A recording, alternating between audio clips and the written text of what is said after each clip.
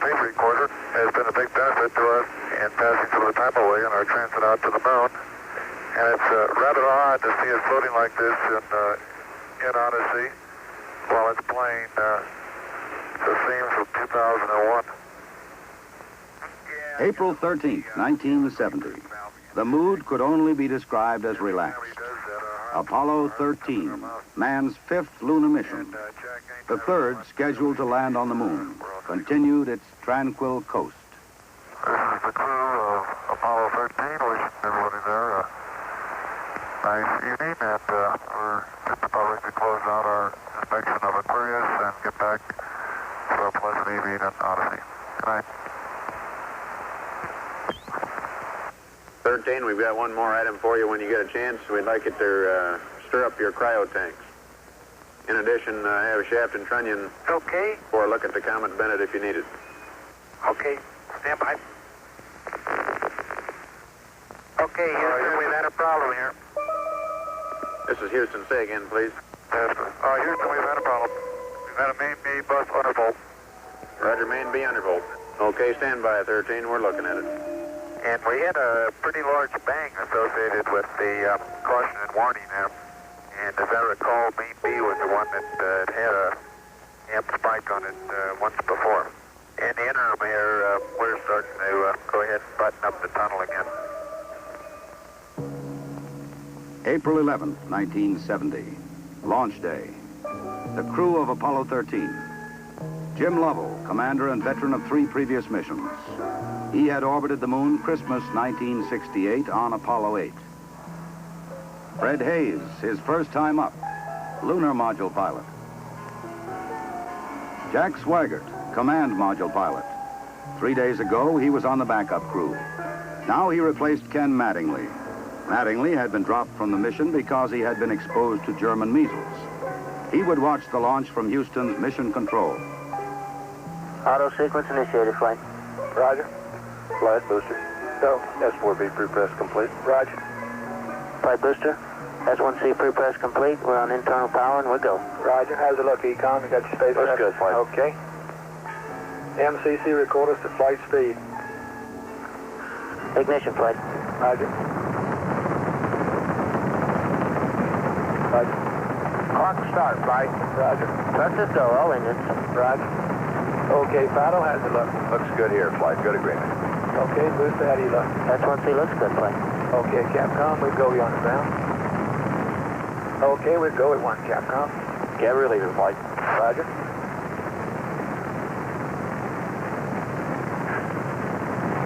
Booster, how do you look? We look good, flight. We'll go.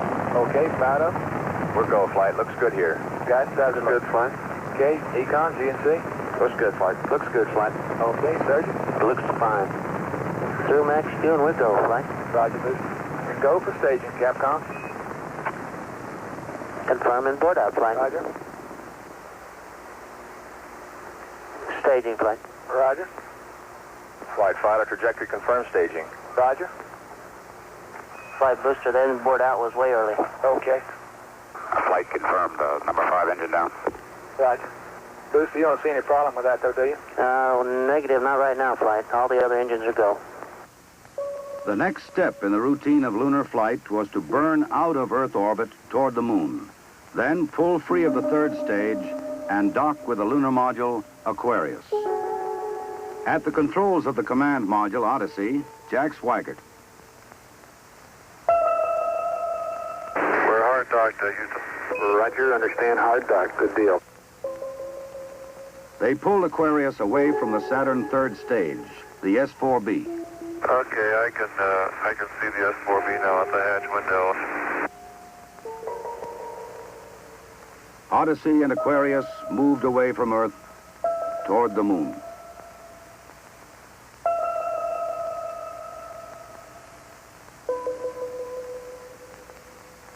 Okay, Houston, we've had a problem here. 5 guidance. Go, guidance. We've had a hardware restart. I don't know what it was. Okay. Houston, we've had a problem. We've had a main B bus undervolt. You see an AC bus undervolt there, guidance? Or Ecom? Negative, flight. I believe the crew reported it. We got a main B undervolt.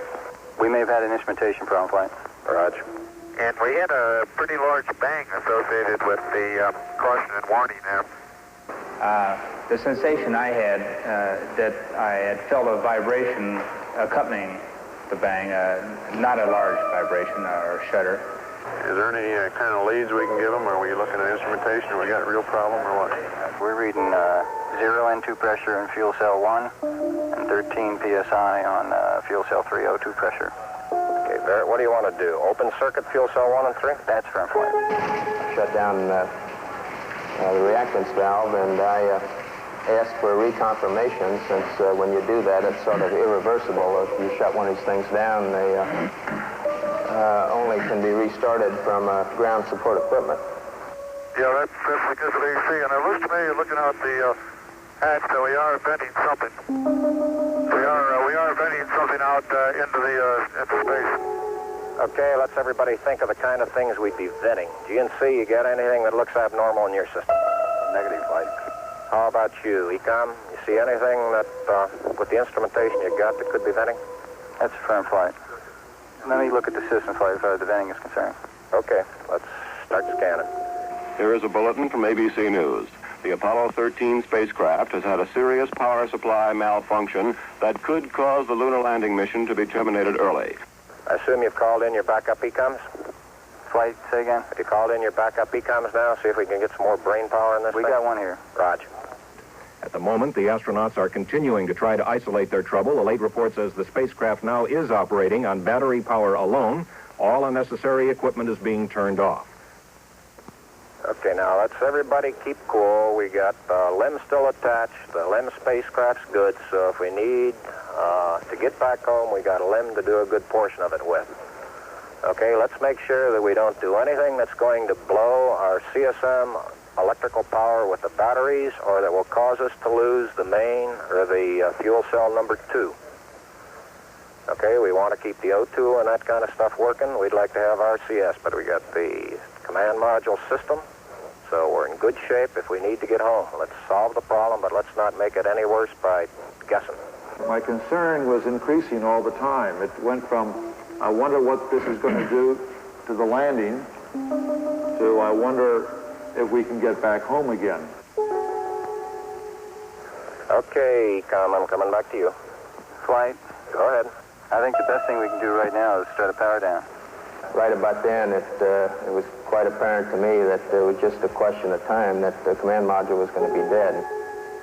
You don't want to get fuel cell pumps off, do you? We can do that on fuel cell number 1 flight. Okay, well, let's make sure we don't blow the whole mission. The thing that concerns me is throwing equipment. We had a problem. We don't know the cause of the problem. Flight, I've got a feeling we've lost 2 fuel cells. I hate to put it that way, but I don't know why we've lost them. It doesn't all tag up. Network from Flight. Flight network. Bring me up another computer in the RTCC, will you? We got one machine on the RTCC, and we got dual CPs downstairs. Okay, I want another machine up in the RTCC, and I want a bunch of guys capable of running D-logs down there. Roger that. What all this means is only speculation at this point. First, though there has been some tumbling or rotation of the spacecraft, the astronauts do not appear to be in any immediate danger. I'll tell you what, GNC, can you get somebody in the back room to try to figure out what the equivalent delta V is we're getting, so that we can see if we can backtrack to see if we can figure out what's venting. Roger, we'll give it a try, Flight. Okay? When I looked up and saw both oxygen pressures, one absolutely 0 and the other one going down, it dawned on me, and I'm sure Jack and Fred about the same time, that we were indeed in serious trouble. The only way to survive the situation was to transfer to the LEM. Flight Econ. Go ahead, Econ. The pressure in O2 tank 1 is all the way down to 297. We better think about getting in the LEM or using the LEM systems. I'd say this is as serious a situation as we have ever had in manned spaceflight. We've always called the LEM a good lifeboat under those circumstances. If at any time in the mission, however, the LEM had separated and we had gotten ourselves into a rendezvous situation, or the command module being around the moon, then what you state is absolutely true. It would be a fatal situation. Tell me you from Flight. Go ahead, Flight. I want you to get some guys figuring out minimum power in the LEM to sustain life. The accident had occurred 200,000 miles from Earth.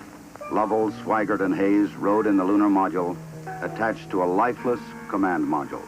Apollo 13 had started as a mission of scientific exploration. It was now a matter of survival. Since the command module was dead, except for the oxygen and power hoarded for re-entry, the guidance platform of Aquarius, designed to land on and take off from the moon, would have to be used. The first milestone, and I consider this after the accident, I guess, more or less the survival now. The first milestone was to get alignment on the LEM platform. Alignments are important, you know, because without knowing exactly which way the attitude of the spacecraft is in space, there's no way to tell how to burn or how to use the engines of that spacecraft to get the proper trajectory to come home. The position we are now on the Earth-Moon plane, we have to go around the moon to get back if we're going to use the DIPS engine. You would have had enough capability with the SPS engine, but of course we don't dare use that now. So we have to go to the backside of the moon and come back. To get into the correct orbit around the moon, the crew had burned out of a trajectory that would automatically bring them back to Earth. They would have to get back onto a safe course toward Earth. He needs to put his throttle to min also, Flight. Throttle to min? Yes, he's at 29% now, roughly. This maneuver, again, was completed on time, and because it was a manual burn, we had a three-man operation. Jack would take care of the time. He'd tell us when to light off the engine, when to stop it. Fred handled pitch maneuver, I handled the roll maneuver, and I pushed the buttons to start and stop the engines. Aquarius, and you go for the burn.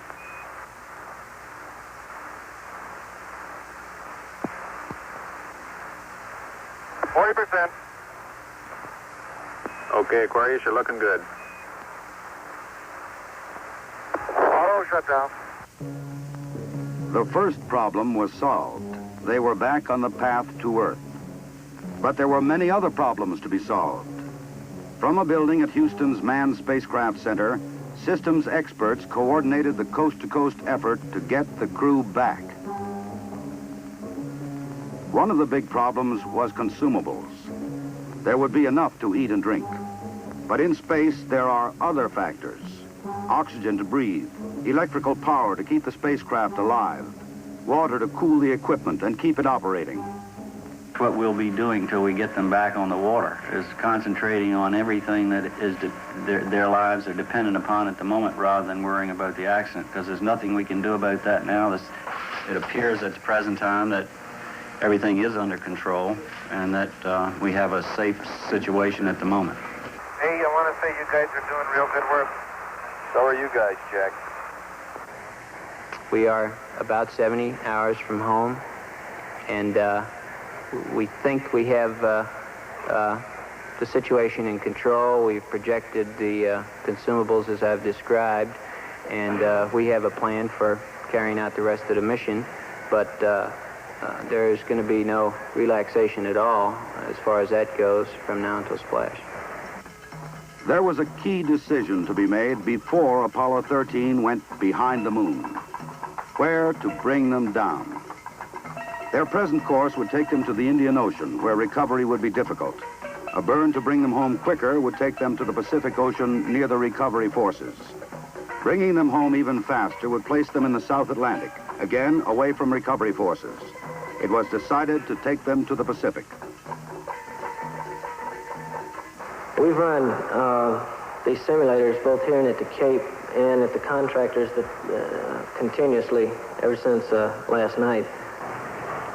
We've tried to simulate virtually everything that we've had the crew to do that is non-normal that they've done, and we've proven most everything that we've been able to run on the simulator prior to passing it up to them. There may be some details we haven't done, but at least we've checked the feasibility of everything we've done, and we'll continue to do that. They passed 137 miles from the moon. For Lovell, it was the second time that he had seen the moon so near. But there was no time for contemplation. There was another critical burn coming. Okay, look, let's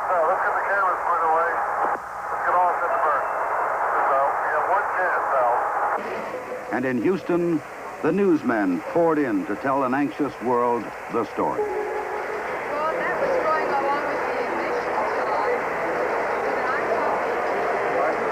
emissions. Shortly after Apollo 13 had separated from the Saturn third stage, the stage had been sent onto a trajectory toward the moon.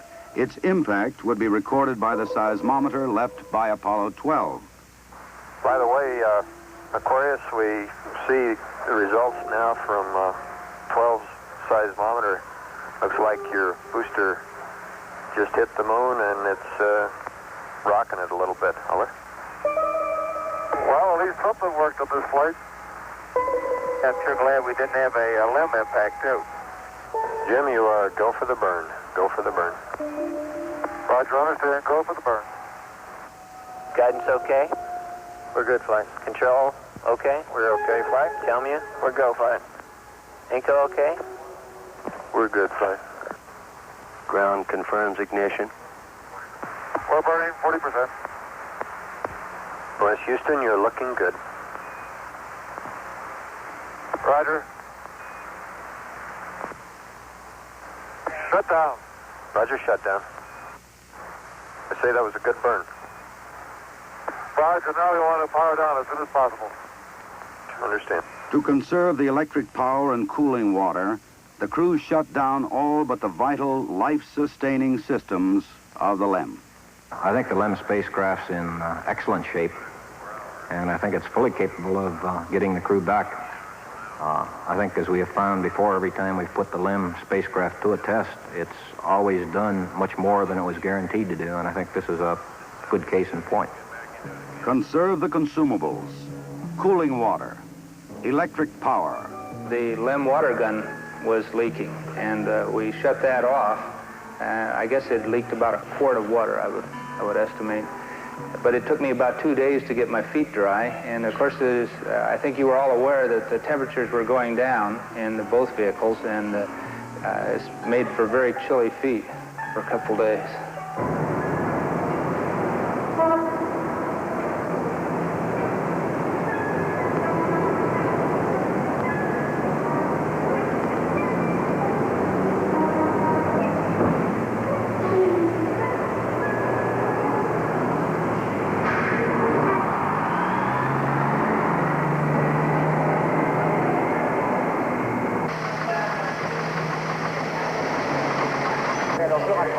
Ok, au revoir.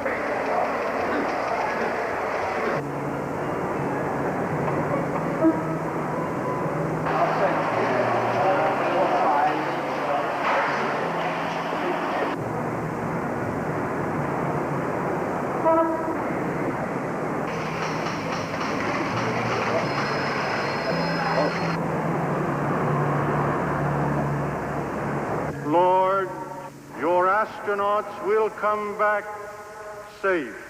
If I may be serious for one moment and ask the entire audience for a moment of prayer for the crewmen of the Apollo 13. We'll hold silence for a moment, please.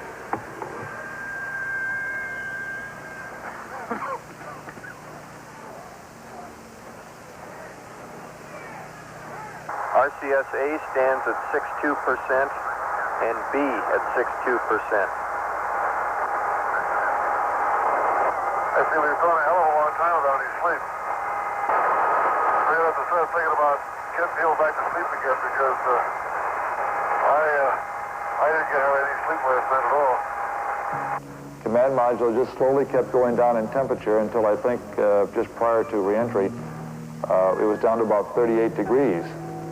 And along with that, there was a sort of a chilling coldness. The walls were perspiring, the windows were completely wet, and it wasn't too healthy. I recall that we went in there to get some hot dogs one day, and it was like reaching into the freezer for the food.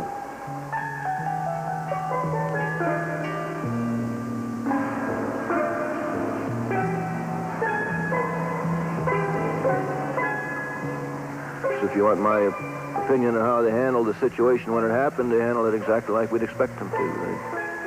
They were about as well on top of it as anybody could be, knowing what we knew, which isn't very much, I'll have to admit. but I think they did everything right within the knowledge that was available to us in a timely fashion, which is what all we expect of them. I think they did a beautiful job of it. We actually had a third little sleep restraint, which Fred then put on and buttoned up and kept a little bit warm. The astronauts faced another problem, their own exhaled breath.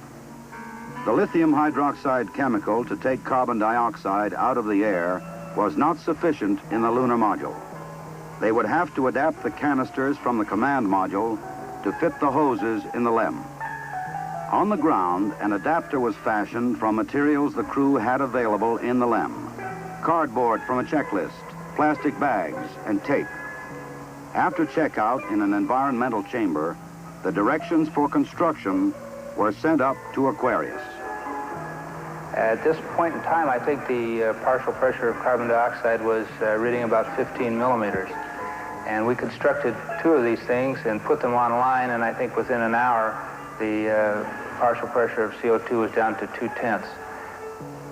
So you see that survival now became one of initiative and ingenuity, and it was one which the ground continually helped us along. We had all kinds of people on the ground trying to think up ways of extending our lifetime.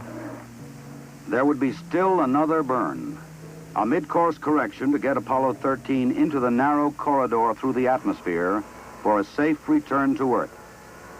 We're at burn attitude, flight. College.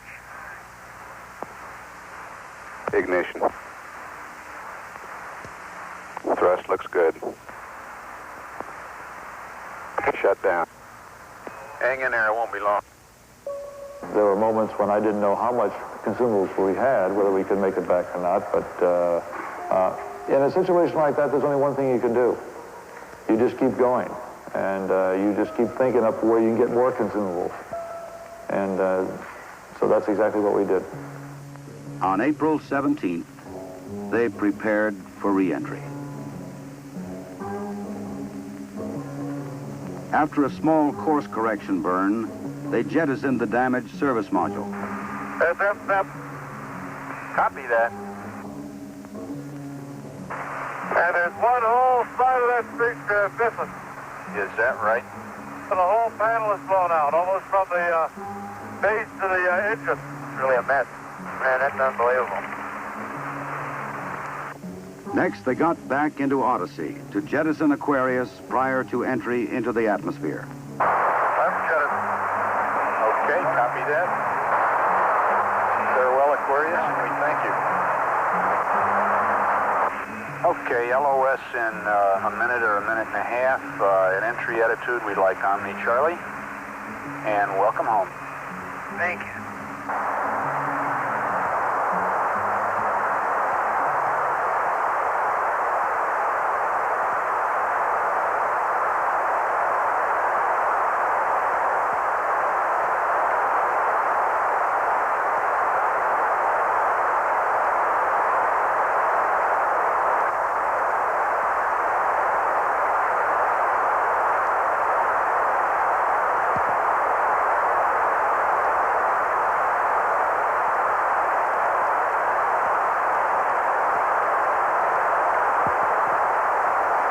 Odyssey Houston standing by, over. Okay, go over.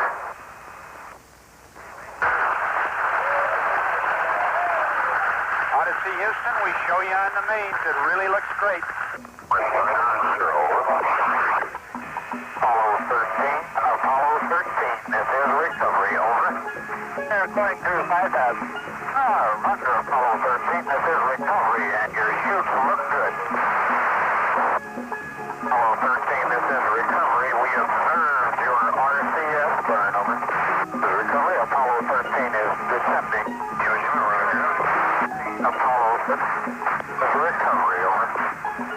Photo 1 spliced in at this time. The 3 chutes are displaced in the water. 0 degrees, like that, 3 and 1/2 miles. Iwo Jima. Iwo Jima, roger.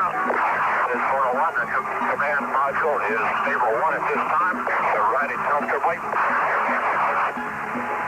The vertical axis are approximately 15 degrees. OM1, you're clear to come position for 3, the other 2 using swim water, roger. Air Gang Swim 2, your wind line 270.